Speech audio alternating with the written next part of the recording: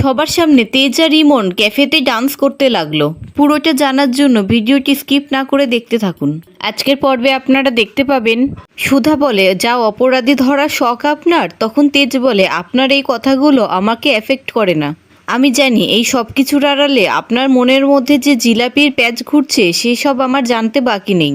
আমি ঠিকই বুঝতে পারছি আপনি আমার থেকে কিছু একটা আড়াল করছেন। তখন সুধা বলে, বুঝতেই যখন পারছেন তাহলে প্রমাণ করুন না।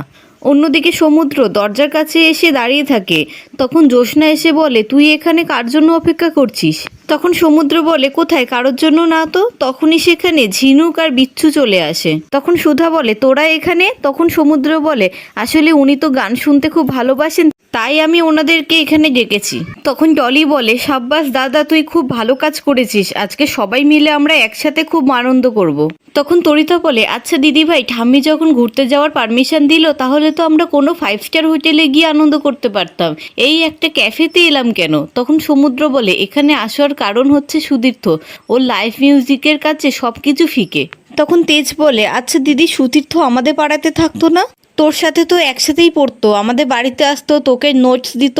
তখন জ্যোৎস্না বললে, আসলে অনেকদিন দেখা হয়নি তো, তাই কেমন দেখতে ভুলে গেছি। তারপর তেজ সুধার হাতে মেনু কার্ড দিয়ে বলে, আজকে আপনিই বলে দিন কি খাবেন।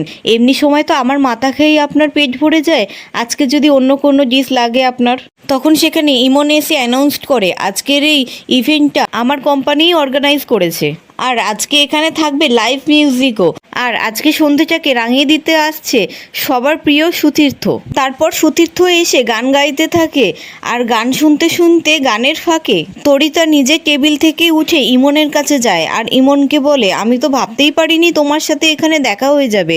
তোমাকে আমার অনেক কিছু জানানোর আছে। আর তার আগে দেখো ওখানে কারা বসে আছে, ওদের প্রেম তো দিনকে দিন বেড়েই চলেছে। আর জানো কি হয়েছে? তারপর তরিতা বলে, আজকে সকালে তো ওরা দরজাই খুলছিল না, তারপর যখন দরজা খুললো দাদা ভাইকে দেখে কেমন লাগলো, আর গিয়ে বিছানা চাদরও এলোমেলো ছিল। ওদের প্রেম যদি আরও বেশি দূর গড়ায় তাহলে কিন্তু খুব মুশকিল। তখন ইমন বলে, গড়াবে না, আজকেই আমি সুধাকে সুধার জায়গাটা দেখিয়ে দেব। অন্যদিকে গান শুনতে শুনতে সুধা আর তেজ একে অপরের দিকে তাকিয়েই থাকে। তখন ঝিনুক বলে, এ তো দেখছি ভরা বর্ষায় বসন্তের ফুল ফুটেছে দিদি জামাইবাবুর মনে। তখন ডলি বলে, একদম, এরা দুজন তো দুজনের দিক থেকে চোখই ফেরাচ্ছে না। অন্যদিকে তেজ মনে মনে বলে, এখনও পর্যন্ত আমি আপনাকে মেনে নিতে পারিনি, কিন্তু আপনার কাছে এলে, আপনাকে স্পর্শ করলে কেন আমি এতটা দুর্বল হয়ে যাই।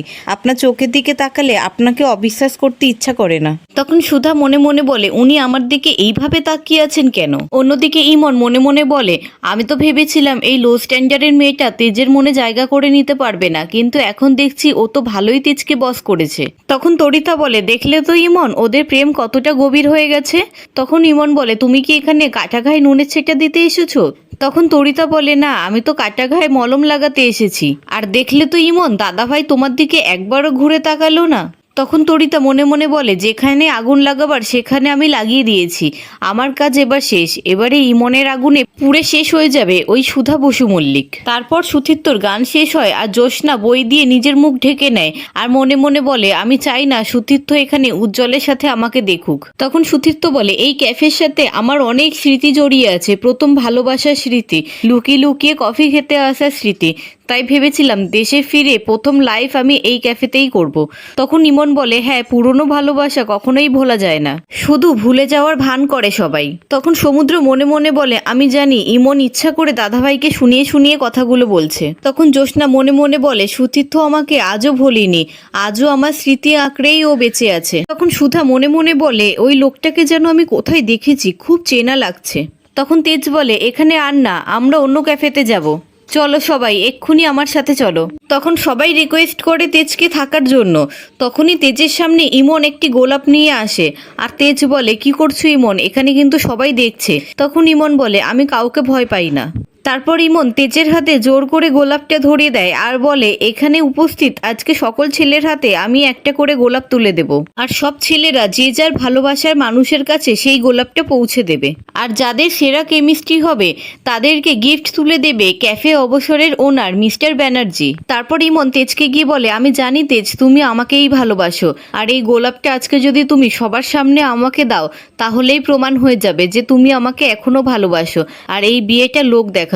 আমি তোমার অপেক্ষায় থাকবো তেজ। এই বলে ইমন সেখান থেকে চলে যায়।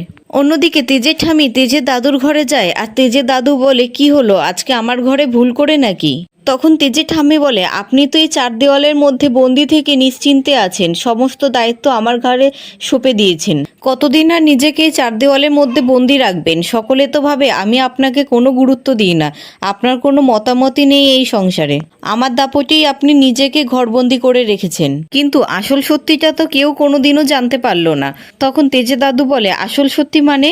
তখন তেজে ঠাম্মি বলে, আপনি তো কোনোদিনই আমাকে মন থেকে মেনে নিতে পারেননি, আপনার মন তো প্রথম থেকেই অন্য কারোর জন্য ছিল। তখন তেজে দাদু বলে, এতগুলো বছর পর তুমি আবার সেই কথা তুলছো কেন? বারবার একই কথা বলে তুমি কি লাভ পাও? তুমি তো সারা জীবন লাভ ক্ষতির হিসাবই করে গেছো, আমাকে বোঝার চেষ্টা করেছো তুমি। আর সেটা যদি তুমি বুঝতে তাহলে জ্যোৎস্না দিদিভাইয়ের বিয়েটা তুমি এইভাবে জোর করে দিতে না। অন্যদিকে সুধা মনে মনে বলে, হ্যাঁ, এই লোকটাকেই তো আমি দিদিভাইয়ের সাথে দেখেছি। তারপর সুতীর্থ গান শুরু করে আর বলে, আজকে সব ভালোবাসার মানুষ যেন এক হয়ে যায় আমার এই গান শুনে। তারপর সকলে গানের সাথে ডান্স করতে থাকে আর ইমন তেজের হাত ধরে ডান্স করতে থাকে। তখন তেজ বলে, কি করছো তুমি? তখন ইমন বলে, সবাই যা করছে আমিও তো তাই করছি। আজকে তুমি এই গোলাপটা দিয়ে তোমার মনের কথা বলবে আমাকে, কারণ আমি জানি তুমি আজও আমাকে ভালোবাসো। তখন তেজ বলে, আমার মনে তোমার জন্য ঘৃণা ছাড়া আর কিছু নেই। তখন ইমন বলে, আর আমি আজকে যদি তোমার বউয়ের সব কথা যদি সবাইকে বলে দিই? তখন তেজ বলে, তুমি এরকম কিচ্ছু করবে না। তখন ইমন বলে, তুমি খুব ভীতু তেজ। তখন তেজ বলে, আমার বউয়ের এখানে যদি কোনো অসম্মান হয় তাহলে আমি কিন্তু তোমাকে ছাড়বো না। তখন ইমন বলে, তোমার দেওয়ালে পিঠ ঠেকে গেছে তাও তুমি আমাকে থ্রেট দিচ্ছ? তখন তেজ বলে, দেওয়ালে পিঠ ঠেকে গেলে কিভাবে ঘুরে দাঁড়াতে হয় সেটাই তেজ বসু মল্লিক খুব ভালো করেই জানে। অন্যদিকে একটি ছেলে এসে সুধাকে ডান্স করার জন্য প্রপোজ করে। তখন ঝিনুক আর ডলি বলে, দাদা ভাইও তো ডান্স করছে, তুইও ডান্স কর না দিদি। তারপর তেজ ইমনকে ঠেলে সরিয়ে দিয়ে সুধার কাছে এসে ছেলেটিকে বলে, আপনার সাহস কি করে হয়, ওটা আমার ওয়াইফ। তখন ছেলেটি বলে, আমি শুধু ওনাকে ডান্স করার জন্যই বলেছিলাম। তখন তেজ বলে, উনি আমার ওয়াইফ, ডান্স করতে হলে উনি আমার সাথেই ডান্স করবে। তারপর তেজ সুধার হাত ধরে সুধার সাথে ডান্স করতে থাকে।